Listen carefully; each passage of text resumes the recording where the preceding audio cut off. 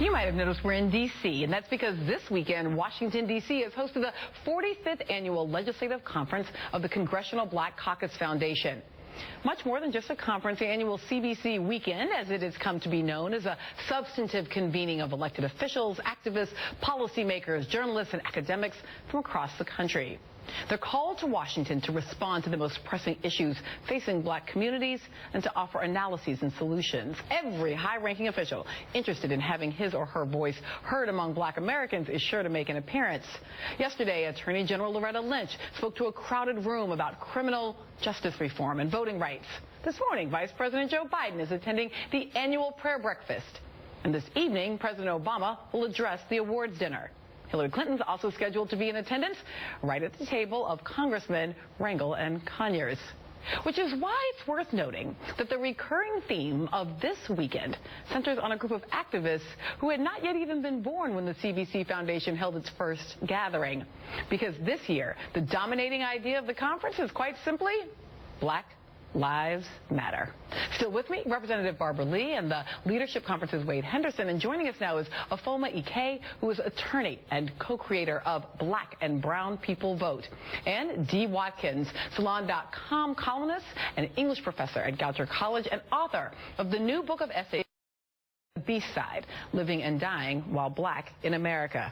Thank you guys for being here. Thank you. So, Afoma, talk to me a little bit about how you think Black Lives Matter is starting to transform the political landscape, and particularly like the black political agenda. Well, first of all, I'm glad that I'm here with what I would consider intergenerational allies, and that's one thing that I think is great about this movement is that it's a continuation of activism that has been going on within our community literally since slavery. I mean, we've always had individuals that have said we have to step outside of the status quo to create change. As Frederick Douglass has stated, you know, power concedes nothing without a struggle. So what we're seeing is this generation is defining for themselves how we deal with that struggle, and what we're also seeing is a response from elected officials of all races and colors, but especially black leaders that are also saying the time is now to not only listen, but at times to also let young people lead how we change and how do we define that struggle. I have been fascinated by exactly that because, Congresswoman, I've been impressed at the CBC over the course of this weekend really taking up Black Lives Matter, not in a, oh, aren't they cute kind of way, but like actively engaging, and at a time when the discourse on the right has shifted to Black Lives Matter are terrorists who shouldn't be taken seriously.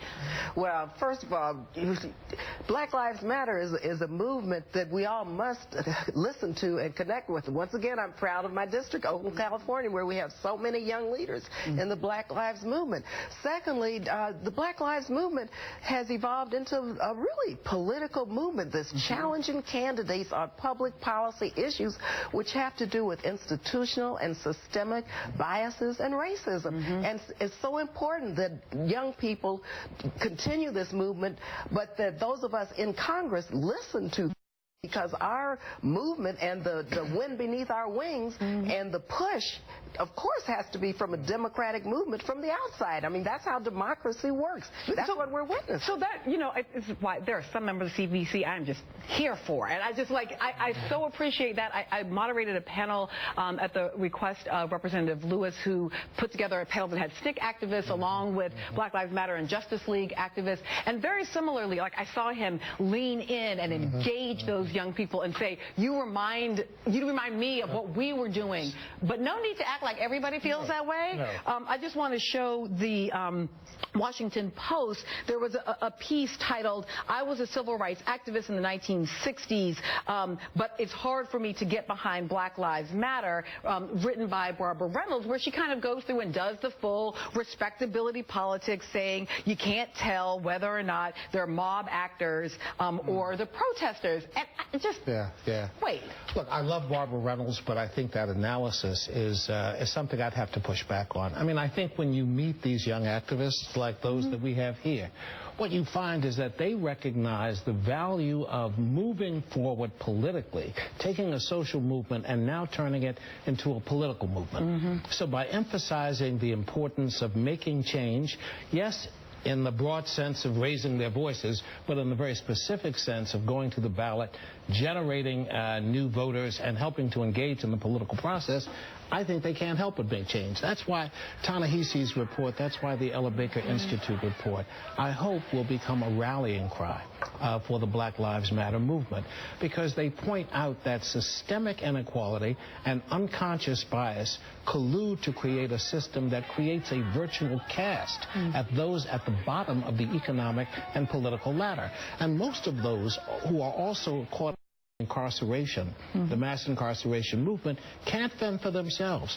And so when you talked about bipartisanship, yes, I hope there's bipartisanship on criminal justice legislation, but bipartisanship is in the eye of the beholder unless you're talking about casting votes. And it is unclear that the leadership in both the Republican leadership in the House and Senate will permit it. And one last point, unless they permit a Voting Rights Act bill to come to the floor in the House and the Senate, all of this becomes hot air with nothing focused on making change. So it's interesting because you went straight to voting, and D, I'm not sure that's where Black Lives Matter is. Like, it's not really clear to me. I mean, it's a Catholic with a little C movement full of lots of things, but where are you guys on voting? I think the key is it's not one thing. It's many things. My hometown of East Baltimore, I've never, ever had direct contact with activists, people engaged in the political process. But since movements like Black Lives Matter and many others have emerged, you have all these brand new activists. There's guys who are taking on coaching, some guys who are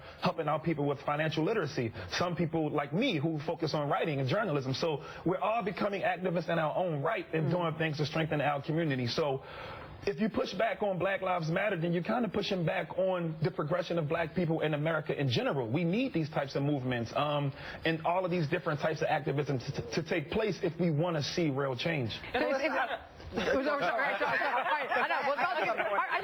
another moment that happened, this intergenerational moment, that I'm really interested in whether or not you see this as a good thing or a co-opting thing. So Valerie Jarrett met with a couple activists from Campaign Zero at the White House. But not only did she meet with them, she then was actively tweeting with them. So this is DeRay and of course Shorty Doo-Wop, and they're quoting. They're tweeting with Valerie Jarrett and saying, Campaign Zero. Other topics, that it was a candid and conversation that covered much ground, and then it got fascinating, where Jarrett writes back, looking forward to continuing our dialogue. Shorty Doo-Wop writes back, I'm looking forward to talking about using social media in new ways. And then Valerie Jarrett writes back, and I think this is fascinating, me too.